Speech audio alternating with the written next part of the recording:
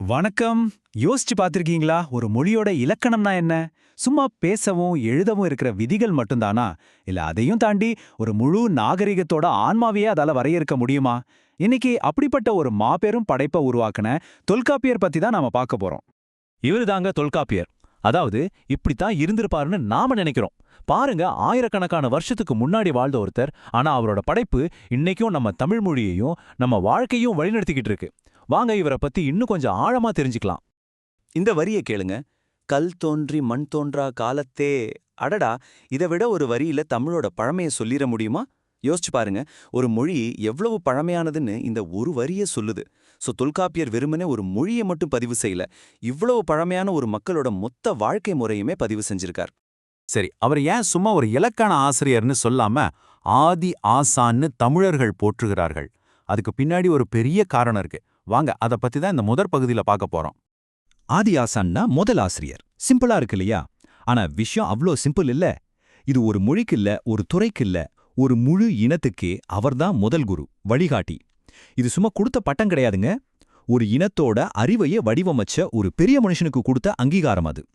இங்க தான் நாம ரொம்ப முக்கியமான ஒரு விஷயத்துக்கு வர்றோம். தொல்காப்பியர் வெறும் இலக்கணம் மட்டும் எழுதல, அவர் ஒரு சோஷியாலஜிஸ்ட் மாதிரி. தமிழர்களோட பண்பாடு, நாகரிகம், அவங்களோட காதல், வீரம், இதையெல்லாம் உலகத்துக்கு எடுத்து சொன்ன ஒரு சமூக விஞ்ஞானி அவர். அவரோட நூல் மொழி விதிகளை தாண்டி மக்களோட வாழ்க்கையே ஒரு டாக்குமெண்ட் மாதிரி பதிவு பண்ணியிருக்கு. சரி, இவ்ளோ பெரிய புகழுக்கு சொந்தக்காரரான இந்த தொல்காப்பியர் உண்மையில யாரு? அவர் எந்த காலத்துல வாழ்ந்தார்? வாங்க அத பத்தி இப்ப பார்க்கலாம். நிறைய பேருக்கு சங்க காலம் தெரியும். ஆனா தொல்காப்பியர் வாழ்ந்தது அந்த புகழ்பெற்ற சங்க காலத்துக்கு முன்னாடி. வரலாற்று ஆராய்ச்சியாளர்கள் என்ன சொல்றாங்கன்னா, அவரோட காலம் கிமு 5ஆம் நூற்றாண்டிலிருந்து 3ஆம் நூற்றாண்டுக்குள்ள இருக்கலாம்னு சொல்றாங்க.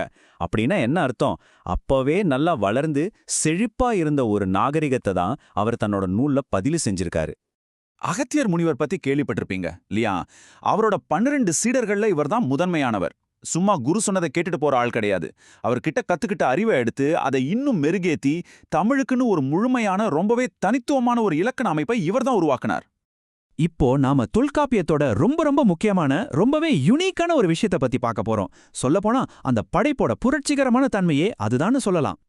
இந்த ஒப்பீடே போதும் எல்லாத்தையும் புரிஞ்சுக்க. பாருங்க, மத்த மொழிகள்ல இலக்கணம்னா என்ன? தப்பில்லாம பேச, எழுத, அவ்வளவுதான். ஆனா தொல்காப்பியம் அப்படி இல்ல. அது மொழிக்கு இலக்கணம் சொல்றதோட நிறுத்திக்கல, மனுஷனோட வாழ்க்கைக்கே இலக்கணம் சொல்லுது. இதுதாங்க அதோட மிகப்பெரிய ஸ்பெஷாலிட்டி. ஆமா, மனித வாழ்வியலுக்கும் இலக்கணம். இந்த ஒரு வரி எல்லாத்தையும் சொல்லிருது. காதல், கல்யாணம்னு சொல்ற அக வாழ்க்கைக்கும் சரி, வீரம், கொடைன்னு சொல்ற புற வாழ்க்கைக்கும் சரி, எல்லாத்துக்கும் தொல்காப்பியம் இலக்கணம் சொல்லுது. அதனாலதான் சொல்றோம், இது வெறும் மொழி சம்பந்தப்பட்ட நூல் இல்ல, இது ஒரு முழுமையான வாழ்க்கைக்கான வழிகாட்டி. ஆயிரக்கணக்கான வருஷம் ஆச்சு, ஆனாலும் தொல்காப்பியரோட புகழ் மட்டும் ஏன் இன்னும் குறையாம பிரகாசிச்சுட்டே இருக்கு? வாங்க இந்த கடைசி பகுதியில அதுக்கான காரணங்களை தான் பார்க்க போறோம். உள்கா புகழோன் அப்படின்னா என்னைக்குமே குறையாத புகழை உடையவர்னு அர்த்தம். எவ்வளோ ஆச்சரியமான விஷயம் பாருங்க. இந்த அடைமொழி 2000 வருஷத்துக்கு முன்னாடியே அவரோட நூலோட முன்னுரையிலே சொல்லப்பட்டிருக்கு. எவ்வளோ பெரிய தீர்க்க தரிசனம் அது! அவரோட இந்த அழியாத புகழுக்கு 3 முக்கியமான காரணங்கள் இருக்கு.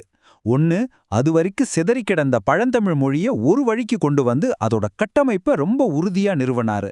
2, சங்க காலத்துக்கு முன்னாடி இருந்த ஒரு நாகரிகத்தை பத்தி நமக்கு ஒரு டாக்குமெண்டா விட்டுட்டு போயிருக்காரு. 3, தமிழ் ஒரு செம்மொழியா உலகரங்குல நிக்கிறதுக்கு தேவையான அசைக்க முடியாத அடித்தளத்தை அவர்தான் போட்டு கொடுத்தார். 2000 வருஷத்துக்கும் மேல. சும்மா யோசிச்சு பாருங்க, அன்னைக்கு அவர் போட்ட அந்த ஃபவுண்டேஷன் மேல தான் இன்னைக்கு உலகத்தோட மாபெரும் செம்மொழிகள்ல ஒண்ணா நம்ம தமிழ் இவ்ளோ உயிர்ப்போட கம்பீரமா நிக்குது. இந்த இம்பாக்ட் உண்மையிலேயே நம்மள ஆச்சரியப்பட வைக்குது.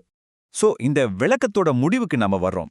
தொல்காப்பியரோட இந்த படைப்பு நம்ம முன்னாடி ஒரு ஆழமான கேள்வியை வைக்குது. ஒரு மொழியோட இலக்கணத்தால அந்த மொழியை பேசுற மக்களோட ஆன்மாவையே வரையறுக்க முடியுமான்னு. தொல்காப்பியம் அதுக்கு என்ன பதில் சொல்லுதுன்னா, முடியும்னு நிரூபிச்சிருக்கு.